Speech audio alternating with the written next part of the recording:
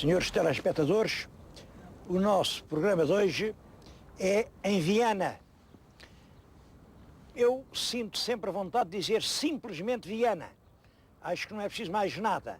Estamos em Viana. Se o coração não me engana, hei de voltar a Viana. Toda a gente sabe o que é Viana. Bom, mas oficialmente, no Diário do Governo e tal, mudaram o nome e agora chama-se Viana do Castelo. Nome que me custa a repetir porque é um nome ao arrepio da história. É um nome às avessas da verdade. Esta é a Viana sem castelo. É a Viana do povo. É a Viana dos mariantes, dos pescadores, dos homens que foram até longe, faziam negócio. Não tinham castelo, nem alcaide, nem senhor, nem portas da traição. Essa é que é a história verdadeira da fundação de Viana.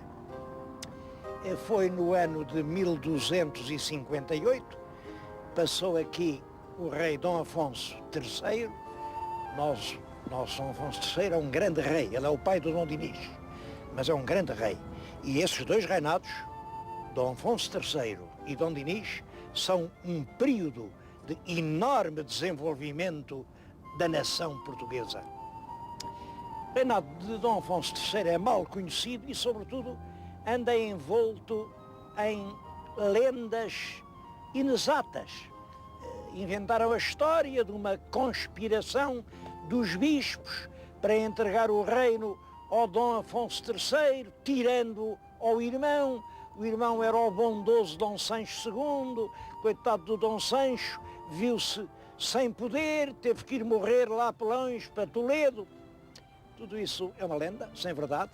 O que os documentos permitem, com toda a segurança, estabelecer é que Dom Sancho II, que sobe ao trono, cinge a coroa muito novo, não sabemos a idade, mas o que o documento diz é que ainda estava na puerícia, quer dizer, era uma criança, e deixou a grande nobreza tomar o freio nos dentes. Sucedem-se anos de violência, de guerra civil, de conventos saqueados, de catedrais atacadas, não há cortes, não há concessão de forais, quer dizer, o país cai no caos. E aí os povos, juntamente com os bispos, fazem queixa ao Papa. E o Papa faz o que tem a fazer. Se esse príncipe não sabe governar Portugal, retiro-lhe o governo de Portugal e entrego ao irmão mais novo, que era o tal Dom Afonso, estava em Paris, e era conde de Boulogne-sur-Mer. Isso é importante porque Boulogne-sur-Mer é uma cidade sobre o mar que fazia muito negócio, muito comércio com a Inglaterra e que era rica por isso mesmo. Ora, eu penso que quando o rei Dom Afonso III passou aqui, isto não tinha praticamente nada, era um litoral desértico. Olhem, se olharem, veem ali um edifício muito alto, até desdiz bastante, um arranha-céus no centro da cidade histórica. Havia ali naquele sítio umas cabanas de pescadores, a que se chamava Atrium. Atrium quer dizer lugar de entrada, um sítio onde se entrava na margem superior do rio Lima. Ele aí mandou fazer uma vila e pôs-lhe o nome de Viana. Bom, hoje a razão por que se chama Viana do Castelo tem a ver com a Patuleia. A Patuleia é uma guerra civil do século passado e esta vila era contra a Patuleia. Esta vila estava a favor da Rainha Dona Maria II. O Porto, sempre liberal, sempre para a frente, sempre progressivo, estava pela Patuleia. Vieram as tropas do Porto, cercaram Viana e o governador de Viana teve que fugir e apresentou-se em Lisboa à rainha, levando-lhe umas chaves e disse-lhe: Real Senhora, aqui estão as chaves do castelo. Claro, a rainha era romântica, achou aquilo muito bonito e então promoveu a vila, a cidade, e mudou-lhe o nome. Passou a chamar-lhe Viana do Castelo. Viana de um castelo que nunca teve. Viana de um castelo que é contra a sua própria natureza histórica.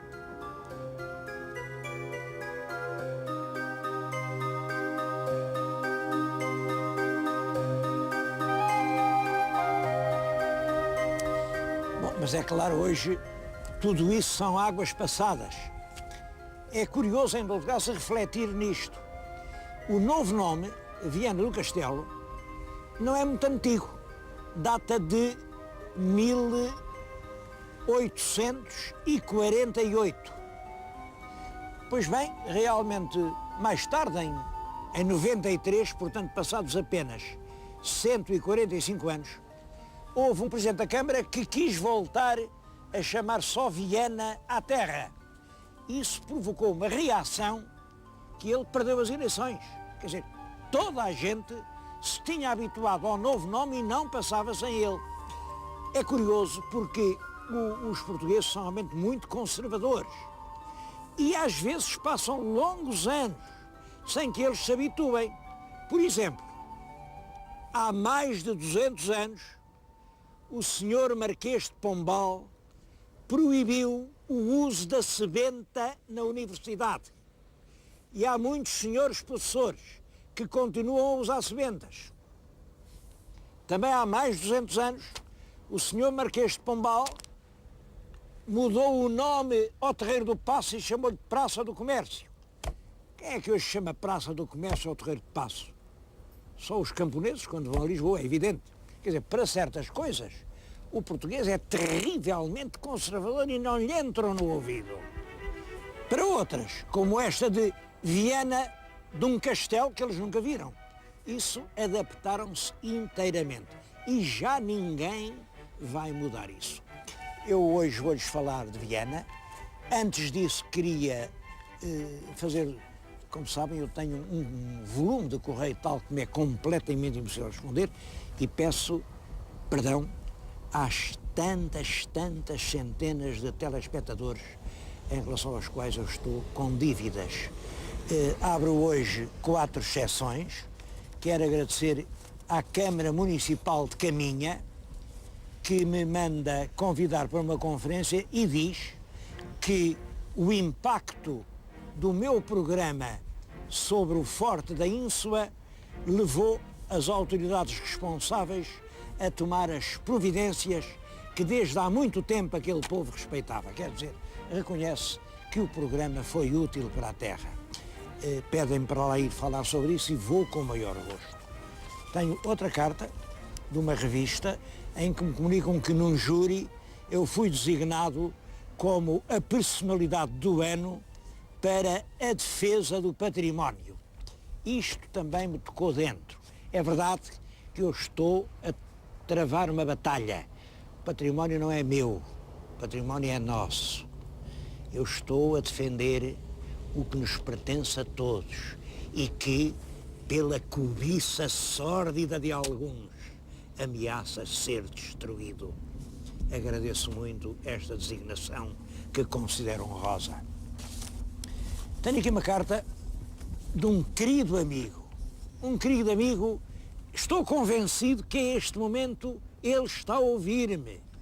É um amigo ao qual me ligam laços de uma eterna gratidão.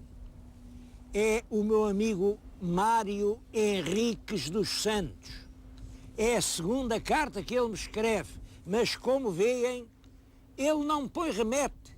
Eu quero responder-lhe e não sei para onde, porque tenho realmente os papéis desorganizados e perdi-lhe a morada. Estou a pedir ao Mário Henriques dos Santos, ou a algum vizinho ou amigo dele que o conheça, que lhe peçam que me mande a morada que eu quero escrever-lhe quanto antes. Finalmente, um dos livros, mandam muitos livros, um dos mais bonitos que até hoje recebi foi este, sobre as romarias portuguesas. Chama-se Portugal, Festas e Romarias. É um livro com uma parte gráfica perfeitamente surpreendente. Eu nunca vi fotografias tão bonitas sobre as nossas romarias como neste livro. Bom, cá vem, como não podia deixar de ser, Viana do Castelo, e aqui vejo em cheio a festa das flores, a festa das rosas, que é agora.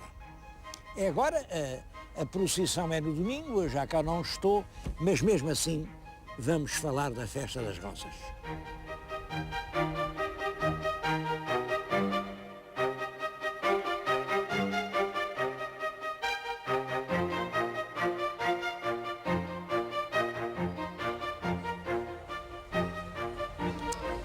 Para lhes falar de romarias, eu tinha escolhido um local, é a Praça da República. A Praça da República é, de certo modo, o coração de Viana. Antes de se chamar Praça da República, chamou-se Praça da Rainha. Foi a Rainha que fez a vila-cidade. E antes de ser Praça da Rainha, chamavam-lhe a Praça do Forno, porque era aqui que se cozia o pão que o povo comia. Mas tive uma surpresa. A Praça da República estava cheia de gente, cheia de estudantes. Eu estou rodeado de estudantes das escolas de Viana. Bom, e os estudantes quiseram vir para o pé de mim, quiseram tomar parte na filmagem e quiseram, de certo modo, mostrar o que era uma romaria. Olha, uma romaria é isto mesmo. É uma data de gente alegre, de gente jovem, de gente em quem se sente vibrar a primavera. Eu tinha escolhido a Praça da República, há de ver em cada janela há um ramo de flores. São as maias. As festas populares são as mais importantes, são na primavera, porque é na primavera que se sente romper toda a força da vida. Eu acho que nas veias dos jovens o sangue pulsa com mais força. Aqui no Minho, as grandes festas da primavera são realmente acontecimentos extraordinários. Agora nesta altura, estou a falar-lhes em maio, mas só vão ver o programa em junho, agora está a acontecer a festa das flores, a festa das rosas. Bom, já não poderão ver a festa das rosas porque está a correr, mas eu vou também convidá-los para virem à festa da agonia. Venham agora comigo até à festa das rosas.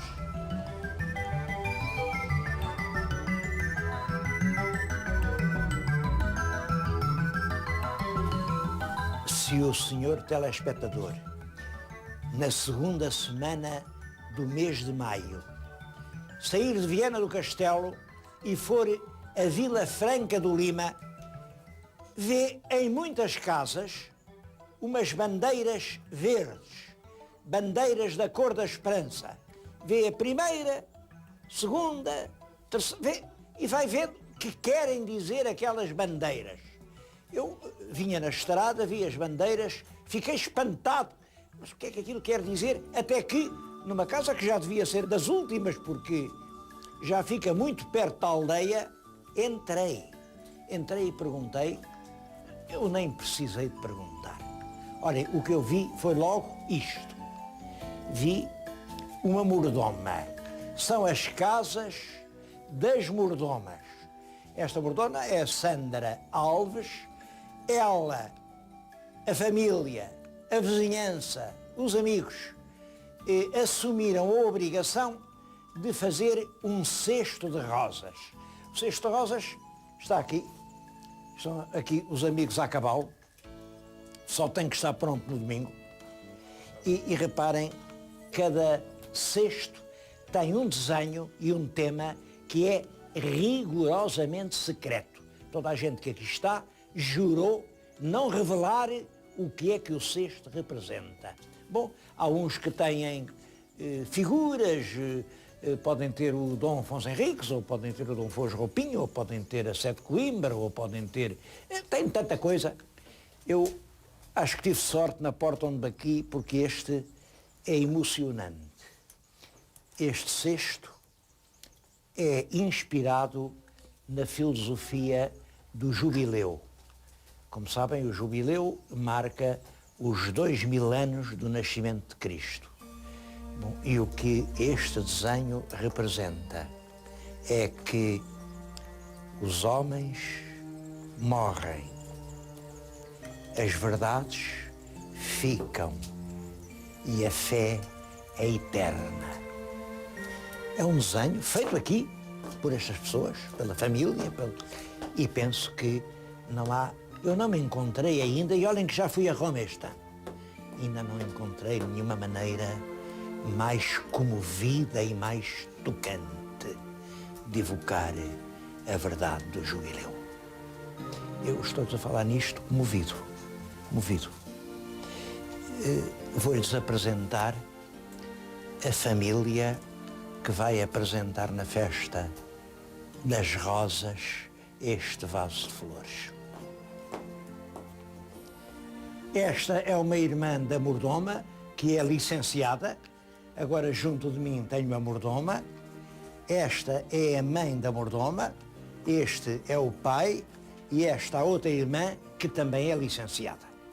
É uma família bem instalada, de lavradores minhotos, e é esta gente que está a preparar esta maravilha, que é este vaso de rosas que vai aparecer no domingo na igreja.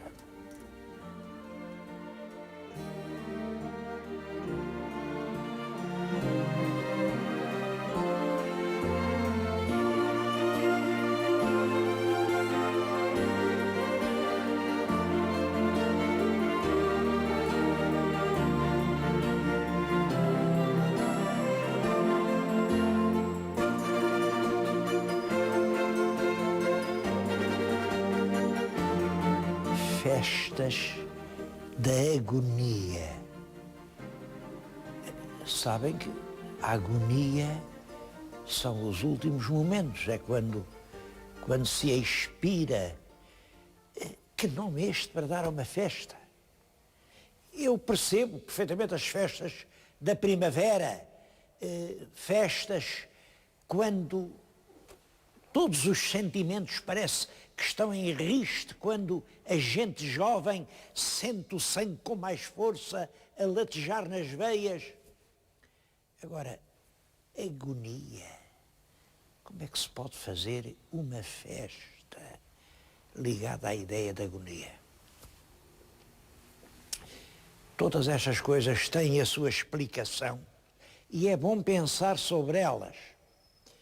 Aqui, a explicação, hoje conhecemos-la. Houve realmente um frade que fez uma via sacra com os vários passos da paixão de Cristo. Era uma via sacra, vinha ao longo de toda a povoação, e o último passo, que era precisamente quando Cristo foi despregado na cruz, posto no chão, e a mãe, ansiosa, angustiosa, olhava para o cadáver do seu próprio filho. Essa é a última estação. E fizeram-na aqui. Portanto, chamaram-lhe primeiro da Senhora da Soledade, porque a Senhora ficou sozinha. Depois, a Senhora da Agonia, porque ela cá embaixo assistiu aos últimos momentos da agonia do seu único filho.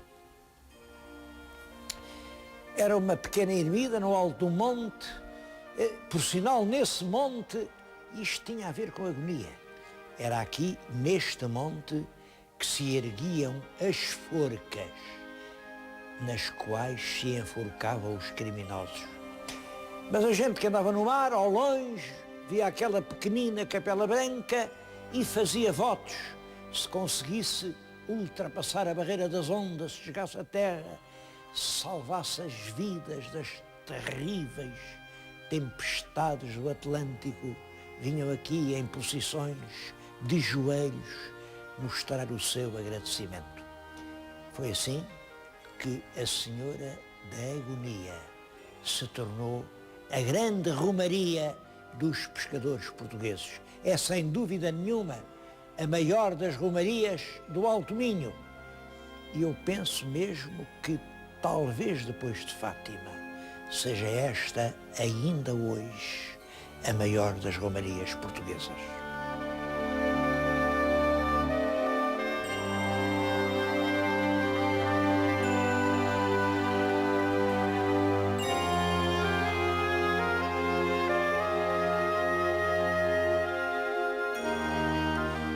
A Senhora da Agonia foi adotada como protetora dos navegantes que andavam sobre as águas do mar.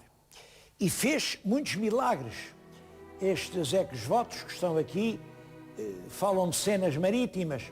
O que está aqui junto de mim fala da salvação de um navio perdido em cima de uma pedra nos baixios de Inglaterra. Isto foi em 1777, ainda no tempo de Pombal. Bom, há muitas outras, falam de escunas perdidas, de navios que já estavam sem esperança. O mais moderno está além, era um navio que estava a ser bombardeado por um submarino alemão em 1917 e que conseguiu escapar aos tiros. Mas eu acho que a Senhora da Agonia continua a fazer milagres.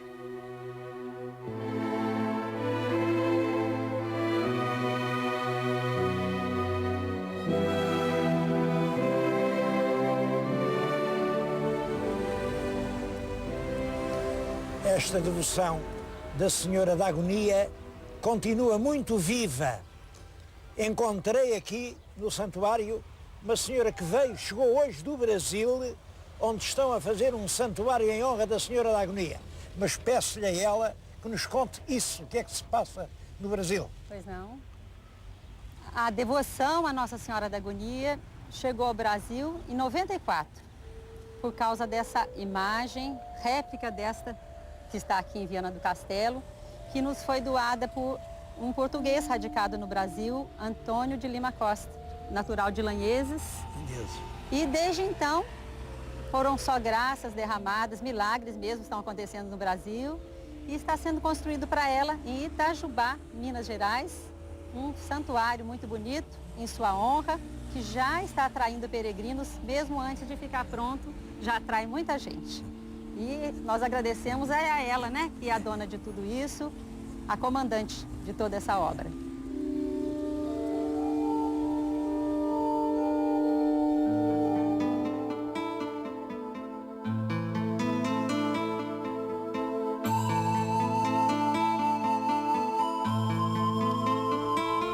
Talvez nenhuma outra cidade em Portugal consiga conjugar tão bem o seu aspecto histórico com a sua modernidade.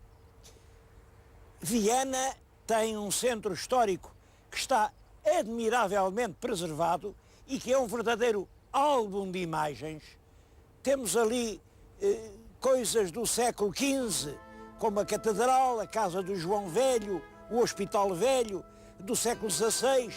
Olhem como o edifício da Câmara antigo, ou a Misericórdia, do século XVII, o Convento de Santo António, o Convento de São Domingos, do século XVIII, esses solares, a Casa dos Malheiros, esta casa onde está agora o Politécnico, do século XIX, lá adiante, Santa Luzia, por exemplo. Bom, mas eu sou especialmente sensível a um monumento do século XX que aqui se conserva. É este navio em que lhe estou a falar. É o velho Gilianes, que foi embaixada de Portugal no Brasil durante uma parte do ano de 1973. É talvez o único navio histórico português que serviu alguma vez de embaixada. E é mais um elo a ligar Viana ao Brasil. Eu há bocadinho impressionei-me quando apareceu aquela senhora, estava ali por acaso, de Itajubá. A senhora tinha vindo de Itajubá aqui à Senhora da Agonia. É um laço a prender portugueses e brasileiros. Aquela senhora era o mais moderno laço dessa ligação. O laço mais antigo é um gaiteiro de Viana, um gaiteiro do Entre Douro e Minho, que serviu ao nosso Cabral para promover o primeiro encontro entre os marinheiros portugueses que tinham acabado de atravessar o Atlântico e os íncolas brasileiros. Claro, os nossos rapazes estavam ansiosos por desembarcar, os indígenas estavam armados com arcos de setas, com lanças pontiagudas e, naturalmente, qualquer atrito, qualquer conflito podia ser sangrento. Por isso, Cabral dá a ordem de que o primeiro que desembarcou, o Diogo Dias, leve como exclusiva escolta um gaiteiro de Entre Douro e Minho. Assim, olhem, um rapaz que devia ser como este, e a música que ele tocava era mais ou menos esta.